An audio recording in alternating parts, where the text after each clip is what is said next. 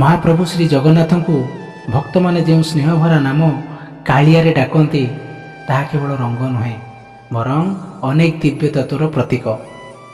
ଶାସ୍ତ୍ର ମତରେ ଭଗବାନ ଶ୍ରୀ ଜଗନ୍ନାଥ ହେଉଛନ୍ତି ପରମ ବ୍ରହ୍ମ ବା ପରମାତ୍ମା।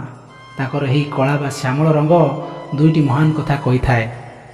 ଯେହେତୁ ଜଗନ୍ନାଥ ହେଉଛନ୍ତି ପୂର୍ଣ୍ଣବତାର ଶ୍ରୀକୃଷ୍ଣଙ୍କର ସ୍ୱରୂପ, ତେଣୁ ସେ ବର୍ଷାର ନୂଆ ମେଘ ପରି ଶ୍ୟାମ ବର୍ଣ୍ଣର। ଏହି ରଙ୍ଗ ପ୍ରେମ ଓ ଭକ୍ତିର ଅଗାଧ ସାଗରକୁ ସୂଚାଏ।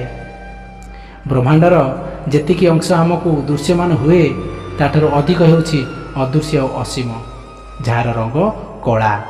କାଳିଆ ଠାକୁରଙ୍କ କଳା ରୂପ ହେଉଛି ସେହି ଶୂନ୍ୟତା ଭିତରେ ପୂର୍ଣ୍ଣତା ଏବଂ ସକଳ ସୃଷ୍ଟିର ମୂଳ ଉତ୍ସ। କଳା ରଙ୍ଗ ସବୁ ରଙ୍ଗକୁ ନିଜ ଭିତରେ ସମାହିତ କରିଦିଏ। ଠିକ୍ ସେହିପରି ଆମ କାଳିଆ ସାଆନ୍ତ ହେଉଛନ୍ତି ସକଳ ଦେବାଦେବୀ ଓ ଶକ୍ତିର ଏକତ୍ର ସ୍ୱରୂପ।